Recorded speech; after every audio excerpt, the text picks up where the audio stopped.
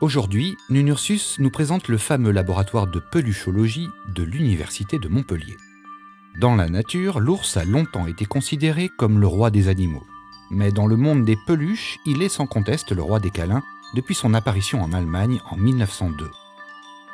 Il était bien naturel que des chercheurs s'intéressent de plus près à celui qui sait consoler et réconforter les enfants mieux que quiconque. Nicolas Mouquet nous invite donc à découvrir la Société française de peluchologie, hébergée depuis 2010 à l'Université des sciences de Montpellier. Suivons-le. Bonjour Nunursus, je viens de recevoir un colis. Allons l'ouvrir à la Société française de peluchologie.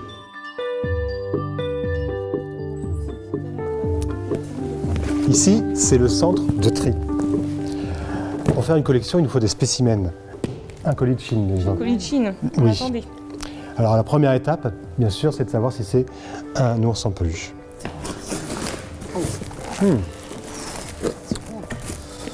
Alors qu'est-ce que c'est? Merci. Gros spécimen. Ouais, typique des ours chinois. Oui. Voilà, là on a un ours en peluche, effectivement, type panda. Donc là on va le ranger.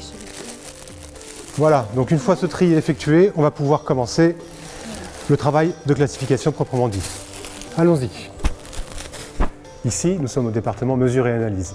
Ces jeunes chercheuses sont occupées à mesurer les caractéristiques morphologiques des nounours qui vont nous permettre de réaliser la classification.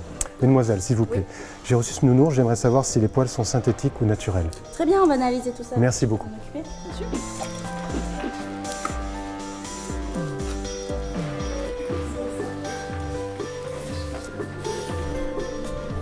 Et donc une partie importante de la classification, c'est aussi la constitution d'une base de données photographique. Vous pouvez procéder. Merci.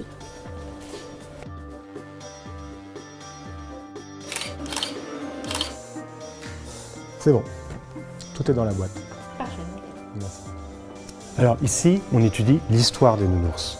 Comme vous pouvez le constater sur ces différents spécimens, on a remarqué que les traits et les caractéristiques des ours avaient changé dans le temps, s'inspirant initialement de leurs équivalents naturels pour progressivement dériver vers des formes beaucoup plus exotiques. Par exemple, ce spécimen, est-ce que vous pourriez m'aider à le replacer chronologiquement dans le XXe siècle?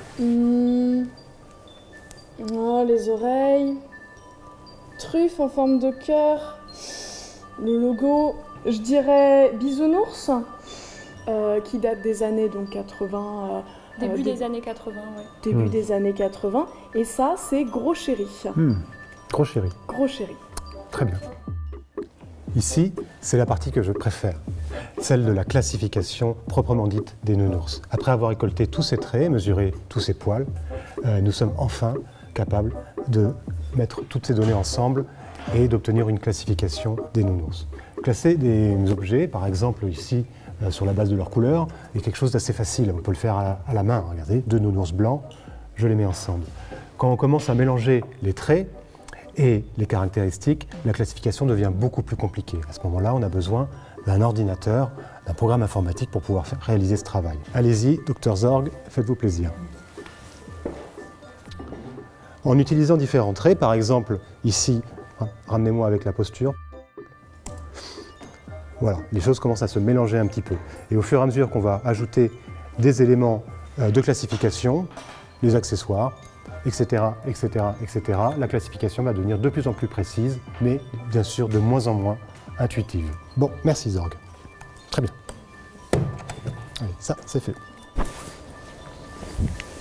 Alors, une des étapes finales de la peluchologie, un peu le Graal des peluchologues, c'est de comprendre le pouvoir de réconfort des nounours en relation avec les caractéristiques morphologiques qu'on a utilisées pour faire la classification. On appelle ça la câlinologie. Par exemple, je vais demander à Neige, ici présente, le pouvoir de réconfort de ce nounours. Tu veux bien essayer? Trop dur, mais pas comme un nounours. Bon, nous allons tenter une autre expérience. Dr Z, s'il vous plaît. Est-ce que tu veux essayer celui-ci? La recherche au service des câlins, des peluches pour initier les enfants à la science, il fallait y penser. Bravo les peluchologues! Et n'oubliez pas que vous aussi, vous pouvez faire progresser la peluchologie, parce qu'on a tous une histoire de peluche à raconter.